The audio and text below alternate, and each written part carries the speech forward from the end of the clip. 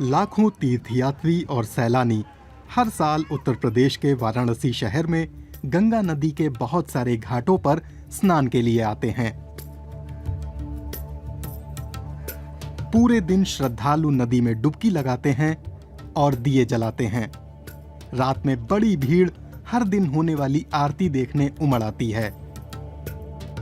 गंगा अपने किनारों के आसपास रहने वाले 45 करोड़ लोगों के लिए जीवन धारा रही है, लेकिन अब बुरी तरह प्रदूषित हो चुकी है। वो तो पहले ही से कि गंगा बढ़ती जाती थी, नदी में स्नान करता था।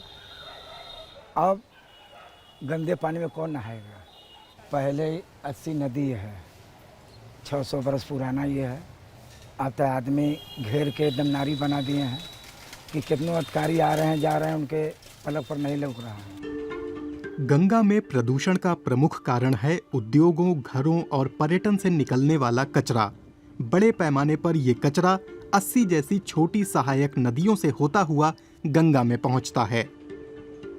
जहां दोनों नदियां मिलती हैं, वहां प्रदूषण खुले तौर पर दिखता है, 80 से बहकर गंगा में जाता हुआ। पर्यटन स्थल के रूप में वाराणसी की लोकप्रियता और उसकी बढ़ती आबादी की वजह से यहाँ बड़े पैमाने पर प्लास्टिक कचरा निकलता है, जो नदियों में डाला जा रहा है। कचरा देखिए, प्रतिदिन सरकार का गाड़ी वाला आता है, कूड़े वाला, वो विजल बजाते हैं, सब घर वाले कचरा फेंकते हैं। लेकिन सभी घर वाले एक जैसे तो नहीं होते हैं। वो पीछे से घर के दरवाजे का खिड़की खोलकर पीछे से नाले में प्लास्टिक की थैली, कचरा, मरा हुआ चूहा, यहाँ तक कि मरे हुए जानवर, कुत्ता, सुअर, बिल्ली वगैरह भी लोग नाले में फेंक देते हैं, जो बहकर यहाँ जाती है। 2014 में भारत सरकार ने गंगा की सफाई के लिए नमामि गंगे नाम से 2.5 अरब यूरो की लागत वाला एक अभियान शुरू किया था। कार्यक्रम से मिलने वाली फंडिंग की मदद से प्लास्टिक फिशर नाम की कंपनी गंगा की सहायक नदियों से प्लास्टिक को निकालने के लिए पानी में ट्रैश बूम्स डाल रही है। ऋषभ सिन्हा 14 सदस्यों वाली टीम का नेतृत्व करते हैं। ये टीम 80 नदी में ट्रैश बूम्स लगा रही है। ट्रैश बूम्स में जमा होने वाला ज्यादातर कचरा रिसाइकल होने वाला नहीं है। इसमें MLP, सिंगल यूज प्लास्टिक और थर्मोकॉल मिलते हैं, और फिर कुछ प्लास्टिक की बोतलें, HDP, LDP, रबड़ के सैंडल, चप्पलें और इलेक्ट्रॉनिक कचरा भी मिल जाता है। जैसे TV सेट भी हमें ट्रैश बूम में मिले हैं। We have found TV sets in our trash booms as well. 80 नदी का पानी कचरे से इतना प्रदूषित हो चुका है कि लोग इसे अब 80 नाला कहने लगे हैं। अनुमान है कि करीब 315 टन प्लास्टिक कचरा, यानी 79 हाथियों के वजन जितना कचरा हर रोज गंगा नदी में गिराया जाता है।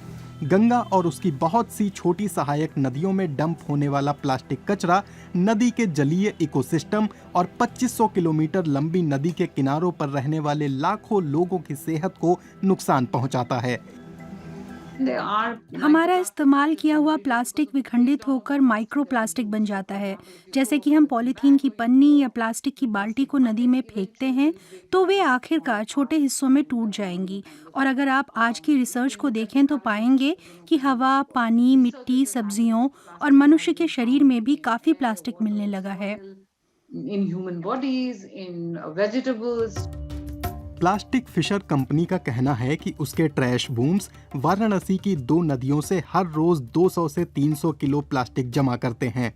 कंपनी का जोर गंगा की सहायक नदियों को प्लास्टिक से छुटकारा दिलाने पर है। ये मुख्य नदी से संकरी होती हैं और इनसे प्लास्टिक निकालना ज्यादा आसान होता है। कचरे को लेकर सरकार और हमारी ओर से लगातार प्रयास हो रहे हैं। हर रविवार को हम ये काम करते हैं।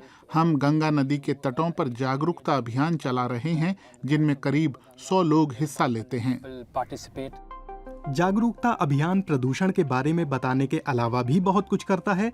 वॉलंटियर गंगा के किनारों से कचरा उठाते हैं। इससे उन्हें पता चलता है कि समस्या कितनी गंभीर है और नदी के किनारों की सफाई भी हो जाती है।